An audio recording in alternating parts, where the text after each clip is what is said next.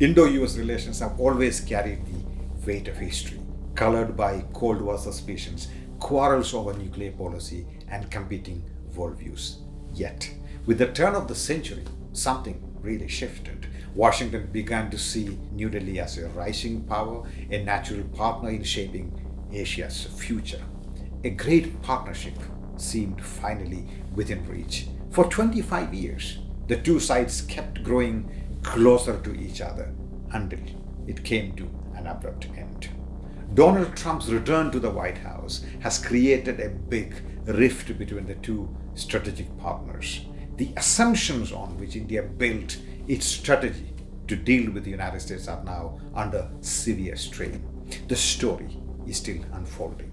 Over the next 50 minutes, I will take you through a quick historical journey explaining why we are where we are today with the United States.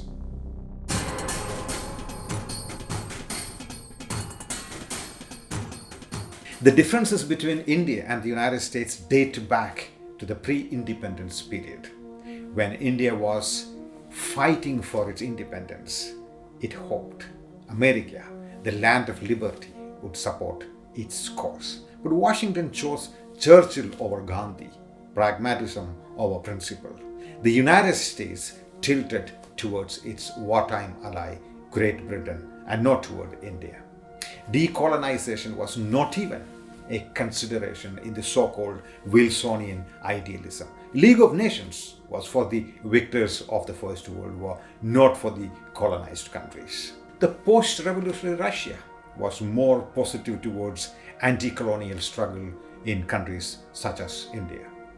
Post-independent India continued the path of non-alignment, carrying the worldview which was anti-colonial, anti-imperial, anti-racist, but that clashed with the American pragmatism and its balance of power calculations in Asia.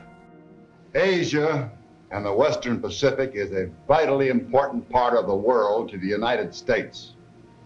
Not only does this area contain a large percentage of all mankind and tremendous resources, but also it is a place where the communists are making vigorous and ruthless aggression.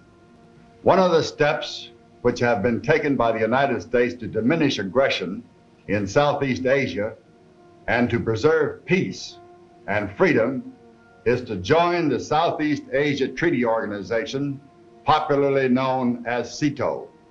To Indian leaders, American interventions in Asia, Africa, and Latin America looked like neo-imperial adventures. Its free market economics looked like exploitative capitalism.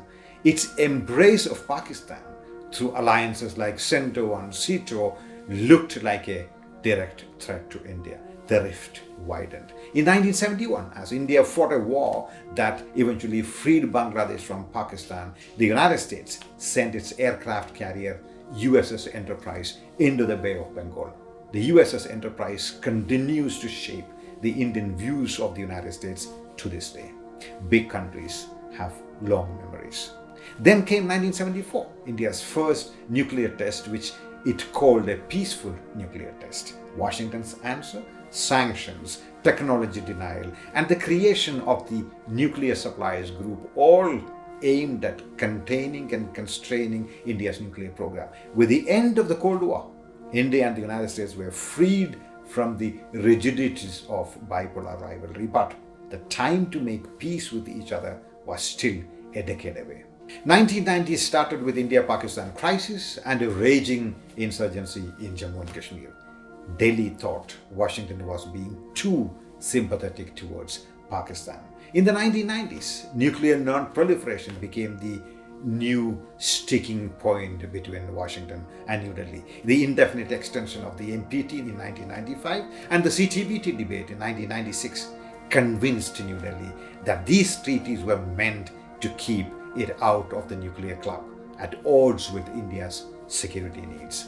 In 1995, Americans detected Indian nuclear test plans in Pokhran and made India abandon those plans. India paused the tests. It didn't stop the preparations though. But the time was running out for New Delhi with CTBT at the door and noises were being made about a fissile material cut-off treaty. Finally, when India tested its nuclear weapons in 1998, Washington acted out. It was the height of the US unipolar movement, and India's challenge to American plans to strengthen the non-proliferation regime was seen as a direct affront to the unipolar power. Anger was swift, and sanctions followed under the Glenn Amendment. Good afternoon. I should begin by saying that I believe there is no way to sugarcoat the events, the shocking events that have occurred. Overnight, the U.S. relationship with India has changed, and for the worse. Our ambassador has been recalled, sanctions have been imposed, and a relationship that should have been blooming is in crisis. For decades, this was the pattern: hope, disappointment, followed by mistrust. By the late 1990s, the mistrust had hardened. India saw America as unreliable, even hostile. The United States saw India as defiant, unwilling to fall in line with the American view of the world. It was truly an unhappy history.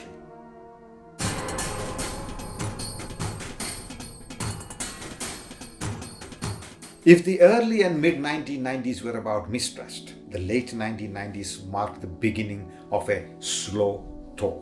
Just weeks after the Pokhran tests, India and the United States began an unprecedented dialogue.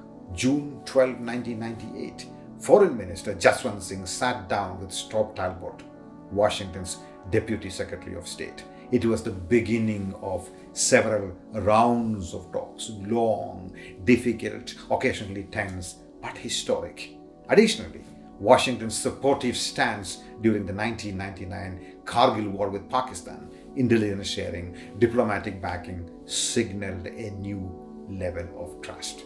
That, more than anything else, set the stage for what followed. For the first time, Washington felt the urgency to rethink its policy towards India. There was a pivot in the American strategic thinking.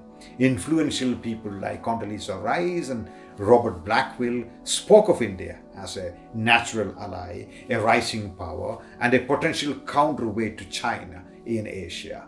President Clinton visited India in 2000, the first by a United States president in 22 years. But the visit largely remained symbolic. It was George W. Bush who truly redefined the partnership. The turning point actually came in July 2005. Prime Minister Manmohan Singh and President Bush unveiled the framework for full civil nuclear cooperation between India and the United States, a major breakthrough.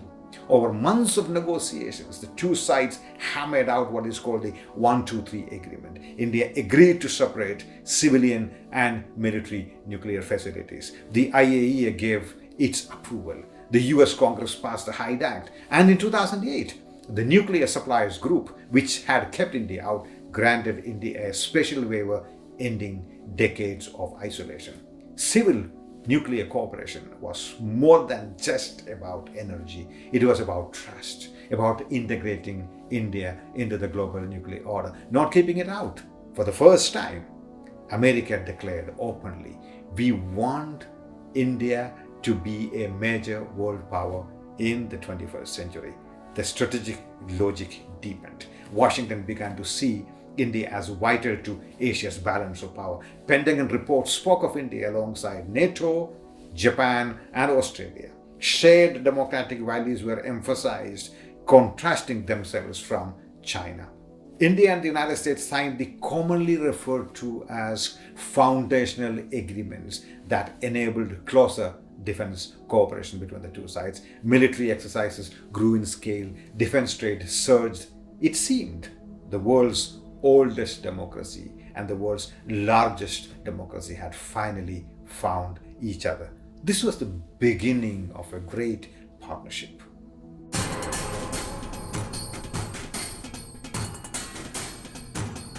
Donald Trump's return to the White House earlier this year brought mixed feelings in New Delhi. On the one hand, India had seen glimpses of warmth in his first term. On the other, Delhi knew well the unpredictability of Trump's America First politics. And soon enough, it became a horror show. tariffs and more tariffs. 25%, 50%, the highest US tariff rate in the world is against India. It was punishment, Washington claimed, for India's purchase of Russian oil in the wake of the Ukraine war. The irony, India now faces steeper tariffs than even China, supposedly the rival that Washington once wanted Delhi to help contain. But that's not it. In late July, he struck a deal with Pakistan, India's long-term adversary, pledging US help to develop Pakistan's oil reserves. The message was clear. Trump would play his own great game in South Asia. In the shadow of Operation Sindoor, after a terrorist massacre had triggered a spiral of strikes between India and Pakistan, Trump suddenly announced he had brokered a ceasefire between India and Pakistan in the typical Trump fashion. India denied it outright, but Pakistan embraced it and nominated Trump for a Nobel Peace Prize. For decades, New Delhi had resisted all external mediation in its disputes with Islamabad. Even American officials had respected that red line.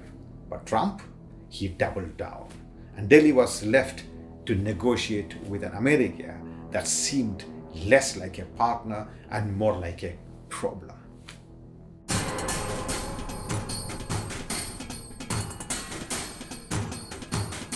Why did a relationship once hailed as a defining partnership of the 21st century suddenly become so fragile, almost falling apart? I explain in my recent Foreign Affairs article. I quote, "Instead of girding itself for great power competition, the White House is scouring the world for short-term gains. Through that lens, Washington sees more to gain from China than from India. The war in Ukraine must end, not because of principle, but because it isn't worth American taxpayers' money. Europe's problems with Russia are Europe's problems, not America's. In such a worldview, India's geopolitical profile shrinks," unquote. For 2 decades, India believed it was central to Washington's strategy in Asia. That belief wasn't misplaced. In the early 2000s, the United States itself emphasized India's importance in the emerging security order.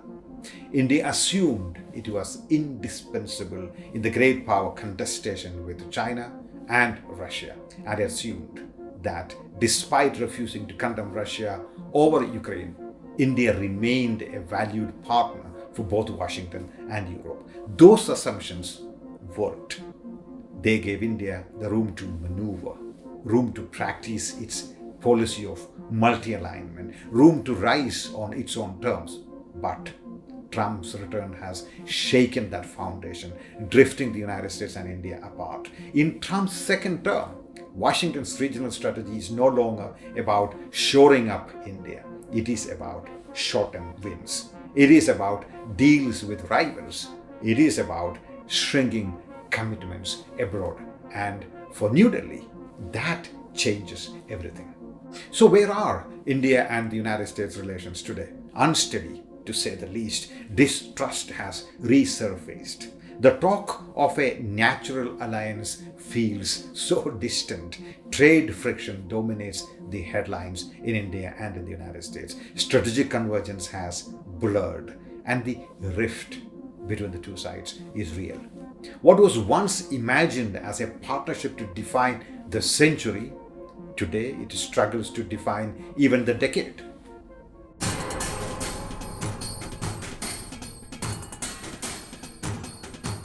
So where does India go from here? The recent setbacks show the limits of India's multi-alignment. India's decision to not side with Russia or Ukraine satisfied neither. And when India faced a crisis, no one stood firmly with Delhi. For years, India believed it could gain from great power contestations and competition. That worked until the dynamics changed under Trump 2.0. Trump seeks deals with China and Russia, bullies and allies, and seems ready to accept a G2 world where Washington and Beijing carve up influence. In such a vision, Indian influence shrinks. The sense of distrust and uncertainty felt by India today isn't just India's story though. Europe feels the same uncertainty. So do US allies in Asia, Japan, South Korea, Australia. In that shared doubt lies, in some ways, India's opportunity to build stronger partnerships with Europe, to coordinate more closely with Asian powers, to remind Washington that New Delhi is not isolated.